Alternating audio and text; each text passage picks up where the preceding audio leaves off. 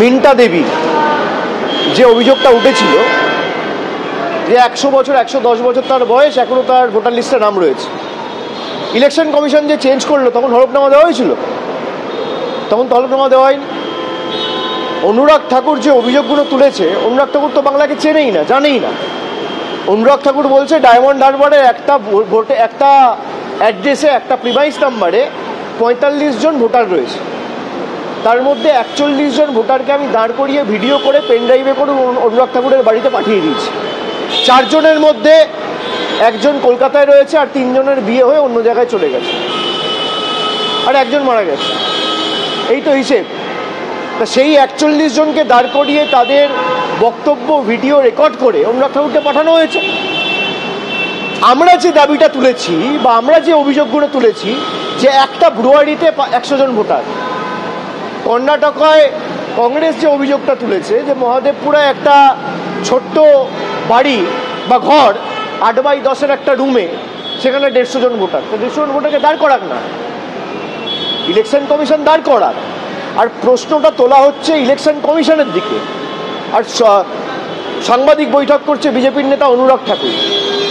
Election কমিশনের বিরুদ্ধে যদি কোনো অভিযোগ ওঠে, ইলেকশন কমিশন উত্তর দেবে, বিজেপির নেতারা উত্তর দিচ্ছে কেন?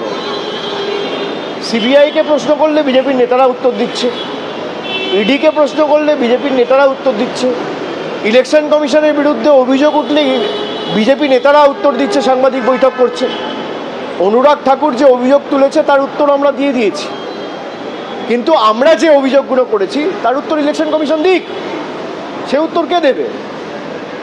আর যদি এদের ন্যূনতম বিবেক বা সম্মান বা কোনো রকম কোনো মূল্যবোধ থাকে, তাহলে আগে তো কেন্দ্র সরকারের ইস্তফা দেওয়া উচিত। প্রধানমন্ত্রী থেকে শুরু করে স্বরাষ্ট্রমন্ত্রী, প্রতিরক্ষামন্ত্রী, স্বাস্থ্যমন্ত্রী, শিক্ষামন্ত্রী, সবার পুরো ক্যাবিনেটের তো ইস্তফা দেওয়া উচিত। এই ভোটার লিস্টের বেসিসে তো নির্বাচন হয়েছে। তার মানে তো যদি এই ভোটার লিস্ট অবৈধ হয়, সরকার অবৈধ।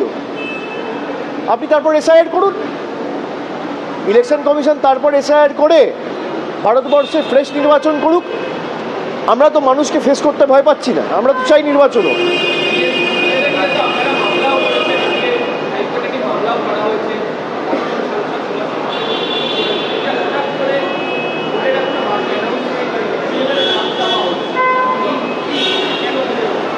এটা নিয়ে আমরা আগেই হাইকোর্টে মামলা করেছি, এবং নতুন প্রথা হিসেবে এবার প্রথম আমি দেখছি যে BLA-2দের নাম, ফোন নাম্বার, ছবি ইলেকশন কমিশন চেয়ে পাঠিয়েছে।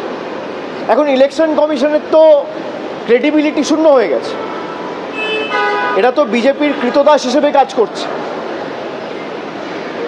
বিজেপির প্রতিনিধির প্রতিভূ হিসেবে কাজ করছে। তা ইলেকশন কমিশনকে একটা লিস্ট দেওয়া মানে তো সেটা আলটিমেটলি বিজেপির হাতে চলে যাওয়া।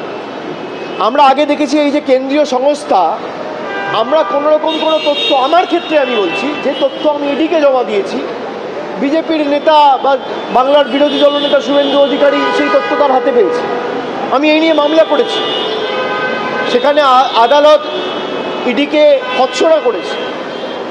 একের পর এক কেন্দ্রীয় তদন্তকারী সংস্থার হাতে যে মামলা, যে তথ্য আমরা তুলে দিয়েছি ভরসা করে বা তাদের উপর বা ভারতের বিচার ব্যবস্থার উপর সম্মান রেখে, সেই তথ্য বা পরিসংখ্যান আলটিমেটলি বিজেপির নেতাদের হাতে কোনো না কোনোভাবে পৌঁছে গেছে।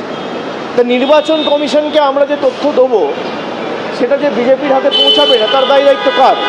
আমরা সে কারণে বলেছি BLA-2 লিস্ট নির্বাচনের 1 সপ্তাহ আগে আপনি চাইতে পারেন, 2 সপ্তাহ আগে আপনি চাইতে পারেন, 10 দিন আগে চাইতে পারেন, 10 মাস আগে চাওয়ার নির্বাচন কমিশনের অধিকার নেই। তার কারণ নির্বাচন কমিশন নিরপেক্ষ নয়, নির্বাচন কমিশন ইম্পার্শিয়াল নয়, নির্বাচন কমিশন ভারতের সংবিধানের রীতিনীতি মেনে কাজ করছে না। নির্বাচন কমিশন বিজেপির প্রতিনিধি, বিজেপির অঙ্গুলি হেলনে কাজ করছে, ইশারায় কাজ করছে, তাদের ইন্ধনে কাজ করছে। সেই কারণে আমরা এই মামলা করেছি, এবং কেস সাবজুডিস, আগামী দিন লড়াই হবে। নির্বাচন কমিশনের বিরুদ্ধে লড়াই যেমন কোর্টেও হবে, মাঠেও হবে, ময়দানেও হবে, পার্লামেন্টের ভিতরেও হবে, বাইরেও হবে।